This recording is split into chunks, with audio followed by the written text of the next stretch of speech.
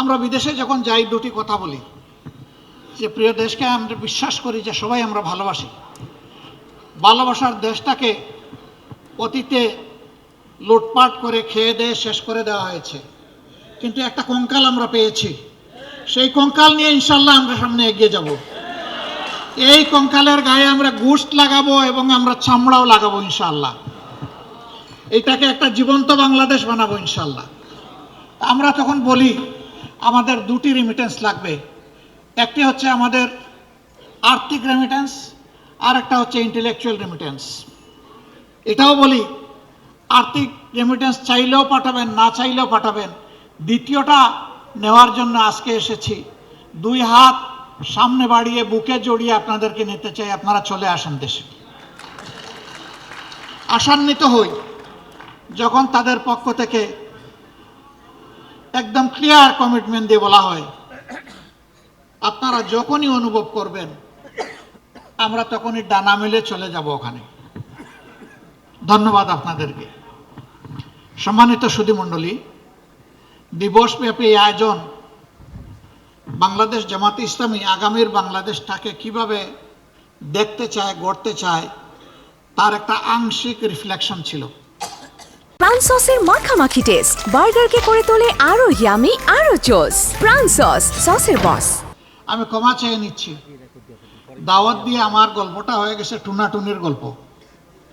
আপনারা সারাদিন ভরে এখানে ছিলেন, মাঝখানে বেশ ভালো সময়ের জন্য আমি উদাও হয়ে গিয়েছিলাম, কিন্তু আমি আমার কোনো ব্যক্তিগত প্রয়োজন যাইনি। আজকে যে কারণে আজকে আমরা এখানে বসতে পেরেছি, কথা বলতে পারছি, যাদের কাছে ঋণী তাদের স্মৃতিটা স্মরণ করার জন্য গিয়েছিলাম। সাবেক গণভবন, যেটাকে বাংলাদেশের ধ্বংসের কেন্দ্রস্থলে পরিণত করা হয়েছিল, সেই গণভবনকে জুলাই আন্দোলনের স্মৃতি ঘর হিসাবে গড়ে তোলা হয়েছে, মিউজিয়াম হিসাবে।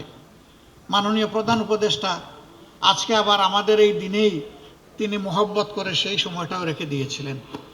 আমি তার কাছ থেকে এসকেপ করতে চেয়েছিলাম, তিনি কোনোভাবেই আমাকে স্পেয়ার করতে রাজি হননি, যার কারণে আমি বাধ্য হয়ে সেখানে চলে গিয়েছিলাম এবং ডেকোরাম ভায়োলেট করে, আদবের খেলাফ করে ওনাকে ভিতরে রেখে আমি বাইরে হয়ে চলে এসেছি। তাও আসতে গিয়ে সারাদিন আপনাদেরকে বসিয়ে রাখতে হয়েছে। আমি আবার মাপ চেয়ে নিচ্ছি, আপনারা আমাকে ক্ষমা করে দিবেন। এটি আমার ইচ্ছাকৃত ছিল না, আমার আবেগ নয়, জাতির আবেগের প্রতি শ্রদ্ধা দেখানোর জন্য আমি গিয়েছিলাম।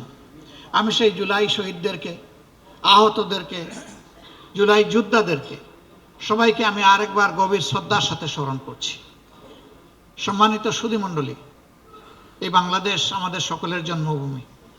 বাংলাদেশ ভালো থাকলে আপনিও ভালো থাকবেন, আমিও ভালো থাকব। বাংলাদেশ ভালো না থাকলে কেউ আমরা ভালো থাকবো না।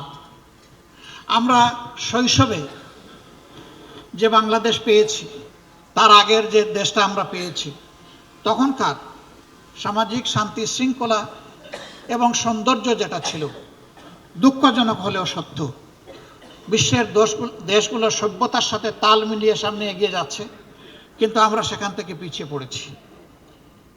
বিবেকের কাছে যদি প্রশ্ন করি, আমার সন্তান, আমার নাতি নাতনি, আপনার সন্তান, আপনার নাতি নাতনিকে কোন পরিবেশে রেখে আমরা দুনিয়া থেকে বিদায় নেব, আমাদের কাছে কোনো জবাব নাই।